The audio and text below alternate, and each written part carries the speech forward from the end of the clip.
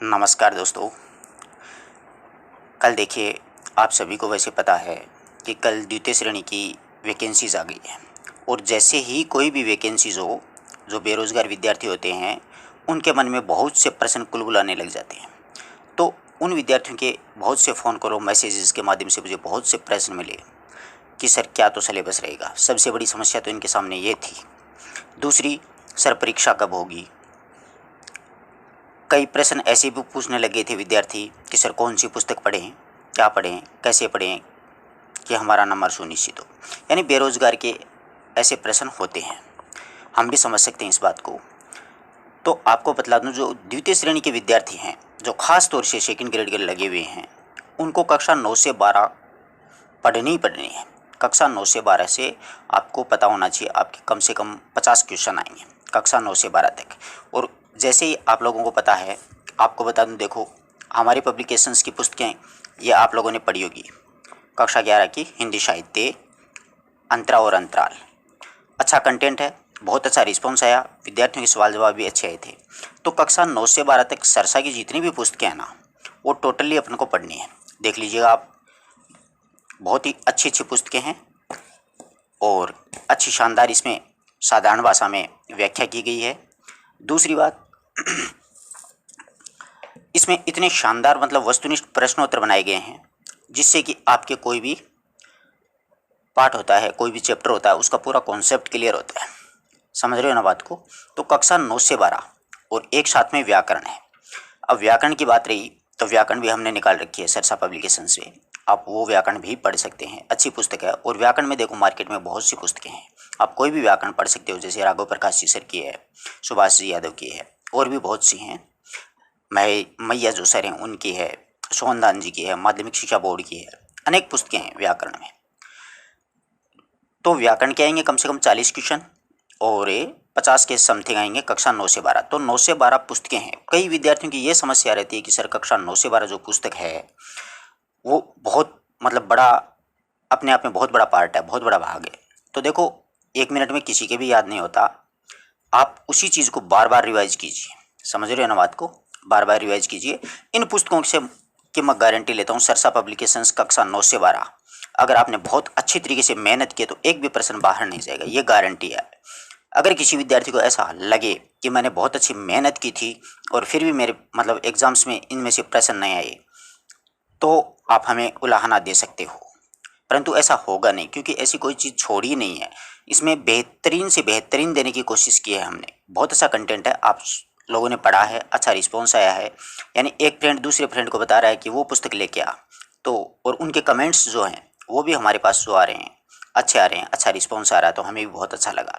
तो मैं यही चाहता हूँ कि हिंदी सेकंड ग्रेड या फर्स्ट ग्रेड का कोई भी विद्यार्थी अगर तैयारी कर रहा है और पुस्तकों के मैटर में मामले में अगर आपको कोई पुस्तक चूज करनी है, तो आप अपने मित्र को यही पुस्तक सजेस्ट करें। क्यों? क्योंकि कंटेंट बहुत अच्छा है। आप स्वयं देख रहे हो,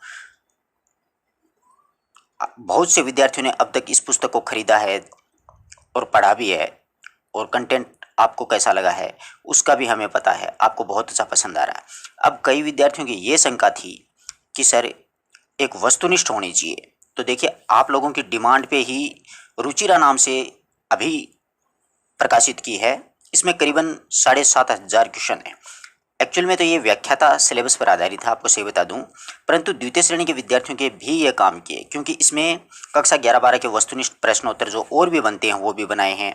और व्याख्याता भर्ती में जैसे कार्यालय पत्रावली वगैरह है, डायरी है, रिपोर्टाज है, कहानी है, निबंध नाटक वो होते हैं, उनसे रिलेटेड भी बहुत ही शानदार प्रश्न बनाए गए हैं। ठीक है, ये वस्तुनिष्ठ है, रुचिरा नाम से बहुत अच्छी पुस्तक है। अब काव्य शास्त्र में अगर कहूँ तो काव्य शास्त्र की बहुत ही शानदार कंटेंट के साथ में पुस्तक आप स्वयं देख सकते हो। जिस विद्यार्थी ने ये काव्य शास्त्र अगर पढ़ी है तो उसको वाकई पता चला है कि बहुत अच्छी पुस्तक है, एक भी क्वेश्चन बाहर नहीं जाने वाला, चाहे सेकंड ग्रेड हो चाहे फर्स्ट ग्रेड हो। बहुत अच्छा कंटेंट इसमें आपको उपलब्ध करवाया गया है। और एक हमने पुस्तक निकाली थी कविमाला नाम से, जैसे तुलसीदास जी के जितने प्रश्न बनते हैं वो सारे के सारे प्रश्न इसमें समाहित किए हैं। कबीरदास जी का देख लो, अच्छी पुस्तक है। ये भी आप अगर चाहो रिवीजन के लिए तो आपके लिए बहुत ही सारगर्भित या बहुत ही अच्छी साबित हो सकती है। ये तो मतलब द्वितीय श्रेणी की बात हुई। अब मैं अगर चर्चा करूं कि भाई व्याख्याता भर्ती में हिंदी साहित्य के इतिहास की बहुत डिमांड उठती है विद्यार्थियों की कि सर हिंदी साहित्य का इतिहास निकालो, ये करो वो करो। तो देखो, पुस्तक लिखने में थोड़ा समय भी लगता, आप भी इस बात को समझते हो। हाँ, मिड मई तक हम कोशिश करेंगे कि हिंदी साहित्य के इतिहास की पुस्तक आपको प्रोवाइड करवाएं। लिख रहे हैं, प्रोसेस चल रहा है। ऑथेंटिक पुस्तक में अगर चर्चा की जाए तो हिंदी साहित्य के इतिहास में बच्चन सिंह के इतिहास का मैं सजेशन दूंगा आपको। बच्चन सिंह का दूसरा जो इतिहास है ना, बहुत ही अच्छी है।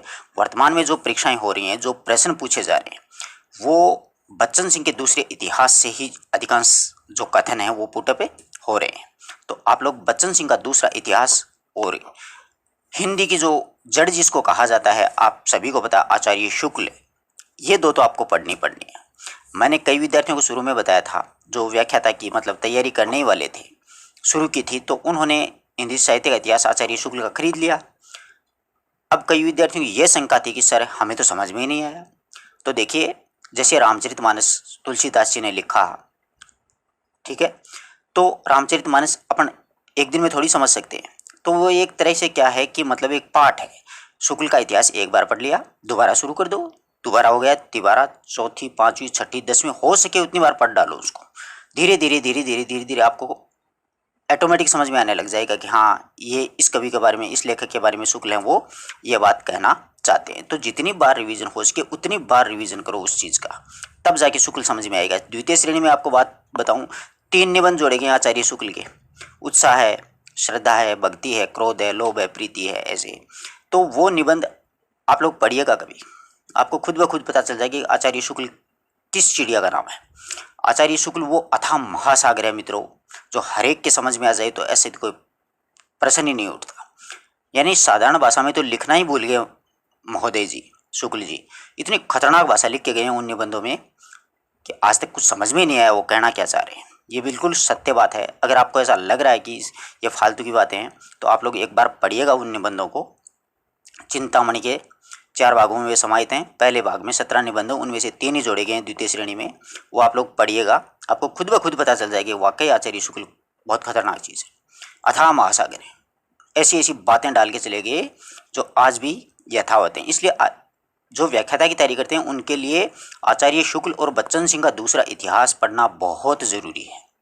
उनके बगैर काम नहीं चलेगा, क्योंकि 50 क्वेश्चन अलग से ही आएंगे उनके हिंदी साहित्य के इतिहास। स्पेशली द्वितीय श्रेणी के विद्यार्थी जो चिंता कर रहे हैं कि हिंदी साहित्य के इतिहास के हमारे कितने क्वेश्चन आएंगे, तो आपको बतला दूं, आपके कोई ज़्यादा प्रश्न नहीं आएंगे, आपके 10 या 12 प्रश्न आएंगे। मैं पूरे सिलेबस के बारे में आपको बतलाऊँगा।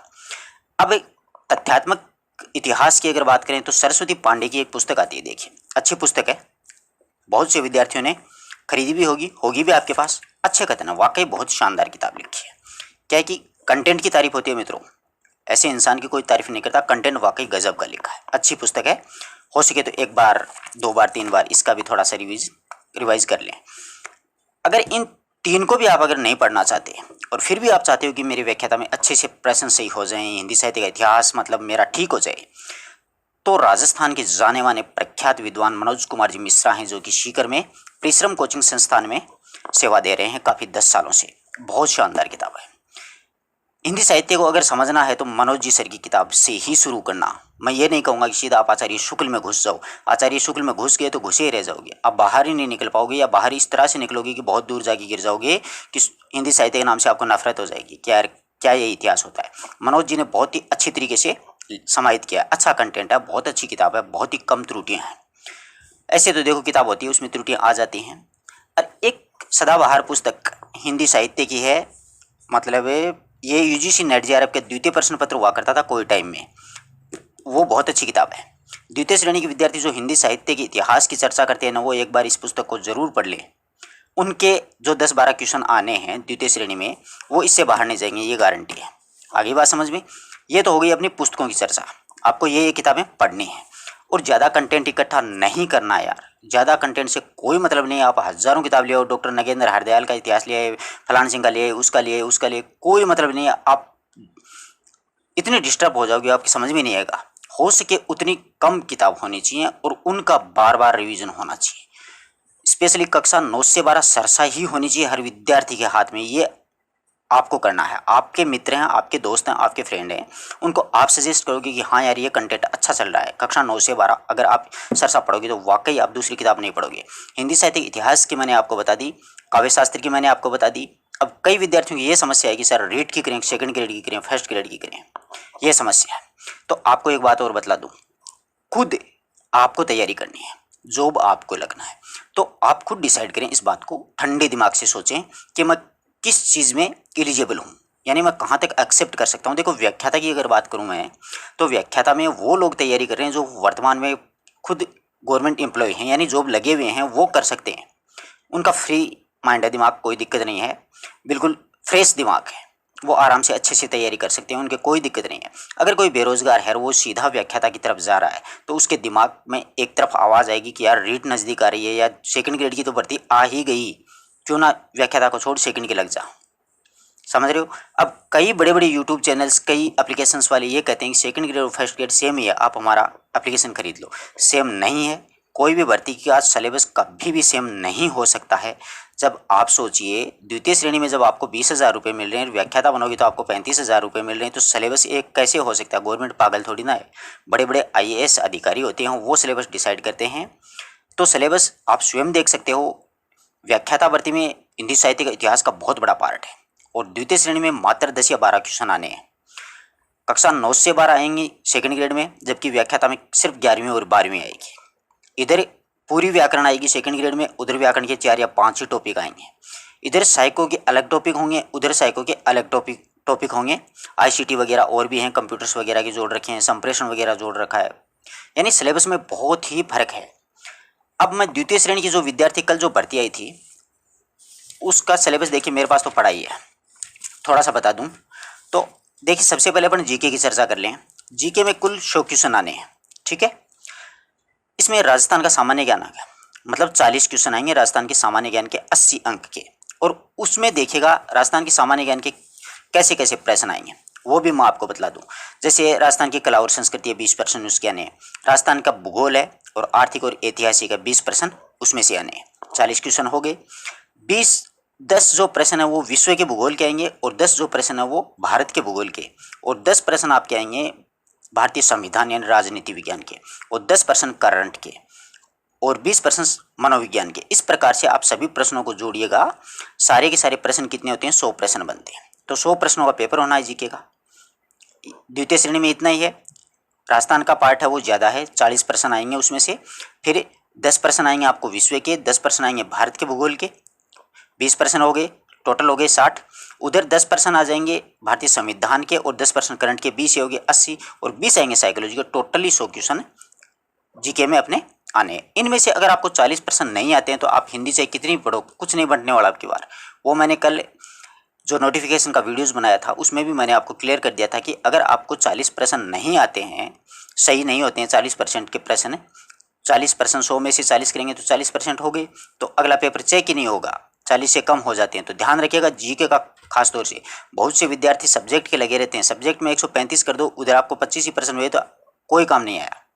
ये बात कड़वी जरूर है मगर सत्य है, ध्यान रखिएगा इस बात का। खास तौर से अब की बार जीके को बहुत ही ध्यान से पढ़िएगा एक एक चीज़ को। अब हिंदी की अगर बात करें तो मैं आपको बता दूं कक्षा 9 से 12 है ना, 45 प्रश्न आए, ठीक है। व्याकरण के 45, 90 क्वेश्चन यानी 180 अंक का पार्ट सबसे बड़ा पार्ट है। पूरी व्याकरण अच्छे से पढ़नी है, पूरी कक्षा 9 से 12 किताबों को बार बार रिवीजन करना है, बार बार पढ़ना है, 10-10, 20-20, 30-30 बार पढ़ना है, ठीक है। हिंदी साहित्य के इतिहास की चर्चा करें तो मात्र 10 या 15% ही आएंगे, 15% लास्ट है। 10% काव्य शास्त्र के, 20% शिक्षण विधियों के आएंगे।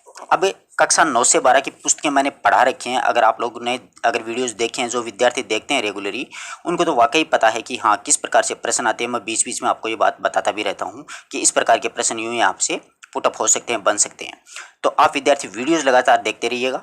कक्षा 9 से 12 तक टोटली पुस्तकें पढ़ा दी हैं। अब थोड़े दिनों बाद में जैसे ग्रेजुएशन का जो पार्ट है ना, उस ग्रेजुएशन के पार्ट के आएंगे 15%, जैसे कामायनी है, बिहारी है, वीर सतसई है, ऐसा दिवीणा है, और आचार्य शुक्ल के निबंध हैं, लहरों का राजहंस नाटक है, परिंदे हैं कहानी है, उसने कहा था है, जहाँ लक्ष्मी कैद है, ये जो कहानी, ये जो पार्ट है ना, इसके 15 क्वेश्चन आएंगे। वो पार्ट मैंने अभी शुरू कर रखा है, 1-2 दिन में वो पद्य वाला पार्ट पूरा हो जाएगा। उसके बाद में गद्य वाले जैसे नाटक कहानियाँ वो पूरी करवा दी जाएंगी। तो मैं किसी भी प्रकार की कोई मेरी तरफ से कमी नहीं छोड़ूंगा। अगर आप लोग लगातार रेगुलरली क्लास लेते हो यूट्यूब पे हमारे, बिल्कुल फ्री ऑफ कॉस्ट है, ये भी देखो, कोई एप्लीकेशन वगैरह कुछ नहीं है, बिल्कुल फ्री ऑफ कॉस्ट सारे का सारा कंटेंट आपको उपलब्ध करवाया जा रहा है।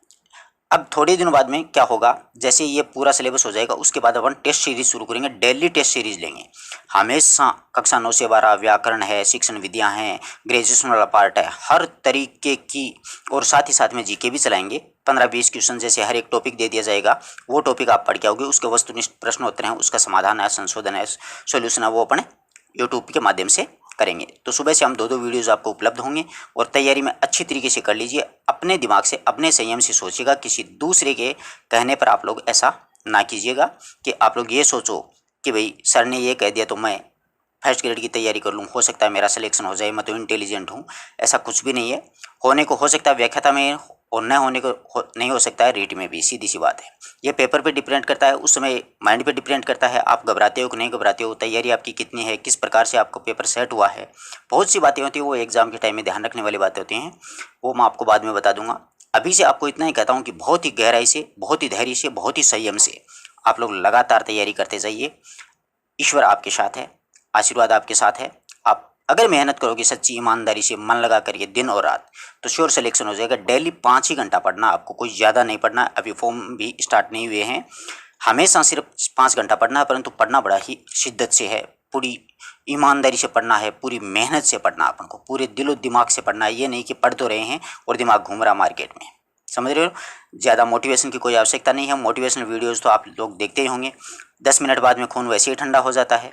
मेहनत तो खुद के सीने में आग जब तक नहीं लगेगी तब तक सिलेक्शन नहीं होगा। खुद अपने सीने में, अपने ही संयम से आपको पढ़ना है, खुद को सिलेक्शन लेना है, कुछ दूसरे को लेना नहीं है, किसी दूसरे की राय नहीं माननी है। आपको जैसा उचित लगे उस हिसाब से आप पढ़िए, उस पुस्तकों को पढ़िए, बार बार पढ़िए। एक बार याद ना हो तो 10-10 बार पढ़िए, उसको 20-20 बार पढ़िए, इससे ज़्यादा कुछ होना नहीं है। कोई विद्यार्थी एक बार पढ़ने में याद हो जाता है, तो कोई विद्यार्थी ऐसे भी होते हैं जिनको 10 बार पढ़ने में याद होता है। तो कोई दिक्कत नहीं है, मेहनत अपनी है, कुछ लगने वाला है नहीं। तो धन्यवाद दोस्तों, आशा करता हूँ आपको सारी बातें अच्छे से समझ में आई होगी। कोई अगर डाउट हो आप लोगों को कि अभी भी, कि आपको लग रहा हो कि मुझे अभी भी ये संशय बना हुआ है कि मैं किस पुस्तक को पढूं, क्या पढूं, तो आप लोग कमेंट कर सकते हो। वीडियो अच्छा लगे तो अपने दोस्तों से शेयर करें, और कक्षा 9 से 12 तक स्पेशली आप सरसा का सजेस्ट करें विद्यार्थियों को। आप ही प्रमोट कर सकते हैं हमारी पुस्तक को, और आप ही ने प्रमोट किया है। कंटेंट आपके सामने है, बड़ाई की कोई बात नहीं है, कंटेंट अच्छा है। तो हो सके मार्केट में जो फालतू की चीज़ें पड़ी हैं उससे अच्छा, तो मतलब अच्छा कंटेंट हो, वही जो परीक्षा उपयोगी हो वही खरीदें। धन्यवाद दोस्तों।